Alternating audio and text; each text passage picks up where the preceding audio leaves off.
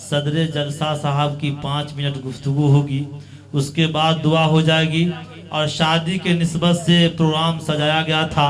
میں ایک مصرع پڑھ کر صدر جلسہ صاحب کو میں زحمت سخن دینا چاہوں گا کہ شادی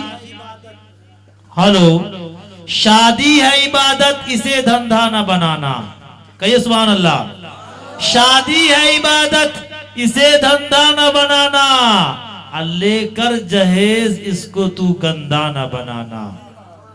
شادی ہے عبادت، شادی ہے عبادت، اسے دھندا نہ بنانا، لے کر جہیز اس کو تو گندا نہ بنانا۔ شادی ہے عبادت، اسے دھندا نہ بنانا، لے کر جہیز اس کو تو گندا نہ بنانا۔ حرص و ہوس کا اپنے کو بندہ نہ بنانا، حرص و ہوس کا اپنے کو بندہ نہ بنانا، اور دلہن کے لیے پھانسی کا پھندا نہ بنانا۔ جناب حضرت مولانا حافظ عبدالرشید رحمانی صاحب سپول بہار سے جو تعلق رکھتے ہیں، مائک پر تشریف فرما ہے۔ میں نہایت ادب و احترام کے ساتھ حضرت سے درخواست کرتا ہوں آپ اپنے نصیحانہ کلمات سے ہم سب کو نوازیں، اس کے بعد دعائیں ہوگی، مجلس کا اختتام ہوگا۔ بسم اللہ الرحمن الرحیم۔ یا ایہا الناس اتقوا ربکم الذی خلقکم من نفس واحدہ۔ پہلے صدارت کے بارے میں میری رفتار بہت تیز ہوگی، وقت کا مجھے بہت زیادہ خیال لگتا ہے۔ ہم خاک نشینوں کو نہ مسند پہ بٹھاؤ، ہم خاک نشینوں کو نہ مسند پہ بٹھاؤ، یہ عشق کی توہین ہے، اعزاز نہیں ہے۔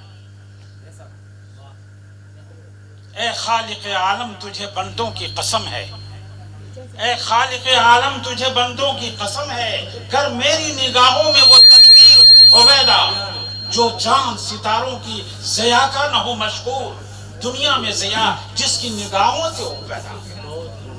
میرے محترم بزرگوں، عزیز نوجوانوں، ماں اور بہنوں، گوش بر آواز میری باتوں کی طرف دھیان دیجئے۔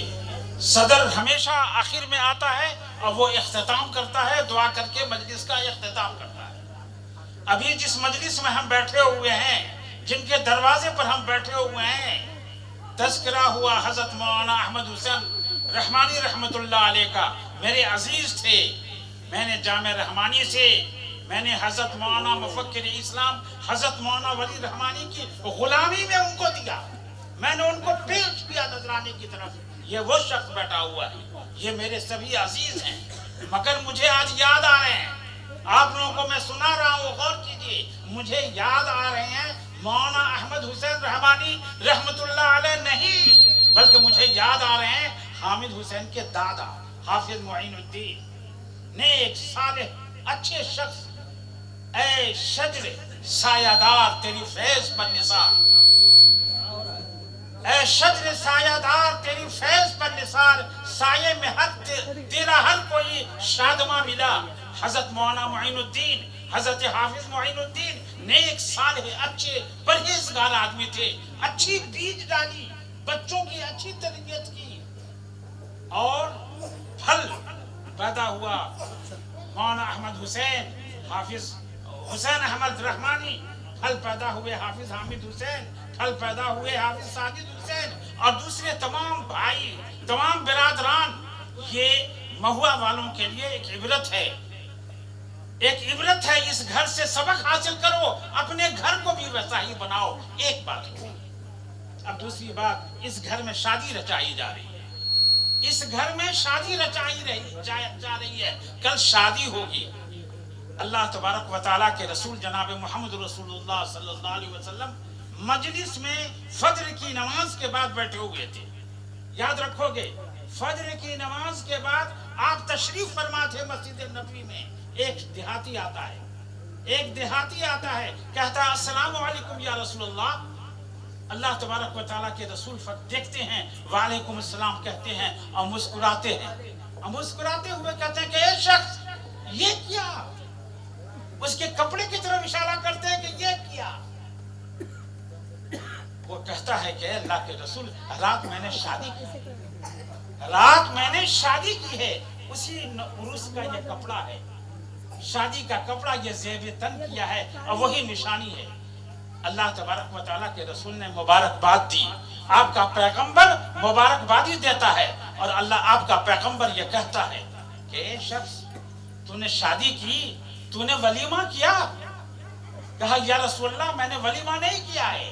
आप फरमाते हैं, अल्लाह के रसूल फरमाते हैं, दुनिया के सबसे मुअल्लिम, सबसे बड़े मुअल्लिम, सबसे बड़े मुरब्बी, सबसे बड़े सरपरस्त क़यामत तक की उम्मत के एक सबक देते हैं और फरमाते हैं कि ए शख्स, तू वलीमा कर, तू वलीमा कर, और वलीमा के लिए तेरे पास इतने अखराजात नहीं है तो बकरी का एक बच्चा ही सही, मगर तू वलीमा कर। उसके बाद आखिर में आप फरमाते हैं कि ए शख्स, अगर हो सके तो अपने वलीमा में मुझको भी दावत दे। हाय हाय हाय, कितने अच्छे नबी थे, कितने प्यारे नबी थे, तरबियत का कितना बड़ा अंदाज था और किस तरीके की आपने तरबियत की। वक्त तकदीर का नहीं है, शादी की मजलिस में वलीमा का तस्करा है, बारात का तस्करा नहीं है। ये हम और आप जो करते हैं ये बहुत गलत करते हैं। महुआ वालों, हमारे ताल्लुकात हैं आपसे, हमारी जिंदगी के 55 साल गुजरे हैं, 55 साल के शब रोज गुजरे हैं। हमेशा मैं जवानी में आया हूँ और आखिर वक्त में मेरा ये फर्ज था कि ये शादी हो रही है तो शादी में बारात का तस्करा नहीं है, शादी में वलीमा का तस्करा है। लड़के को ये चाहिए, लड़के के वालिद को ये चाहिए कि वो वलीमा दे, वलीमा की खुशियां मनाए, 10 आदमी को बुलाए, 50 आदमी को बुलाए, अपने दरवाजे को सजाए, तरह तरह के अनवा इक़साम के खाने से और लोगों की तवाज़ो करे। ये तो शादी की बात हो गई। अब मेरी बात खत्म हो रही है। महुआ वालों, मेरा पैगाम है इस्लाह माशरा का। मैं भी बहुत सरगर्म मेंबर हूँ, खातिम हूँ। महुआ वालों, मेरी आवाज पूरे गांव में फैल रही है। आपके यहाँ मुकदमाबाज लोग बहुत हैं, मुकदमाबाजी बहुत होती है, बहुत ज्यादा झगड़ा होता है, बहुत ज्यादा रगड़ा होता है। बकरी का झगड़ा, मुर्गी का झगड़ा, अंडे का झगड़ा, बात बात पर झगड़ा। फौरन नजदीक में मुकदमा थाना है, फौरन नजदीक में कचहरी है, वहां चले जाते हैं और मुकदमा कर देते हैं और रात दिन लोग धो रहे हैं मुकदमा। बड़ा मजा आता है कचहरी में बैठ करके, होटलों में बैठ करके वक्त गुजारी करते हैं और कौम का पैसा इस तरह लुटता है।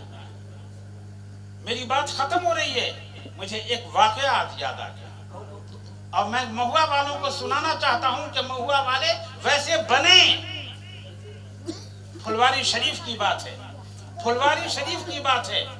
फुलवारी शरीफ में 2 जमींदार थे, बहुत दौलतमंद, बहुत खुशहाल जमींदार थे। जमींदार दोनों भाइयों में जमीन को लेकर के मुकदमाबाजी थी, झगड़ा चल रहा था कि ये जमीन मेरा है, ये जमीन मेरा है।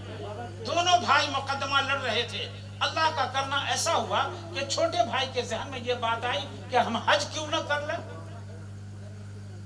हम हज क्यों न कर लें, हम हज का फार्म भरते हैं। ये उस जमाने की बात है जिस जमाने में लोग हज करने में 5 महीना 6 महीना लगता था।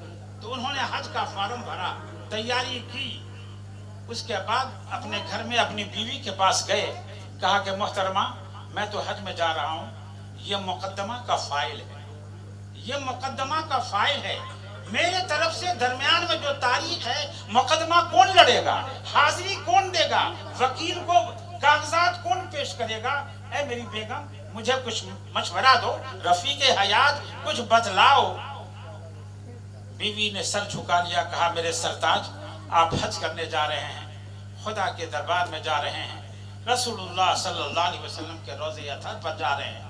आप उन्हीं की तालीम के मुताबिक अपने आप को सोचिए और गौर कीजिए कि आपका दिल क्या फैसला करता है। अल-किस्सा मुख्तसर, सुबह में वो उठे, जिस भाई से बरसों से मुलाकात नहीं हुई थी, ईद बकरीद में भी जिस भाई के यहाँ वो कभी नहीं गए, वो फाइल लेकर के दुनिया देखती है, मोहल्ले वाले देखते हैं, समाज वाले देखते हैं, फुलवारी शरीफ के बड़े बड़े लोग देखते हैं कि वो आज छोटा भाई फाइल लेकर के बड़े दरबार की तरफ, आज उस दरवाजे की तरफ जा रहा है। और जाते हैं, दरवाजा खुलवाते हैं, बड़े भाई दरवाजे पर बैठे हुए हैं, कुर्सी पर बराजमान हैं, मुसाहिबीन बैठे हुए हैं, आपस में तज़किरा होता है।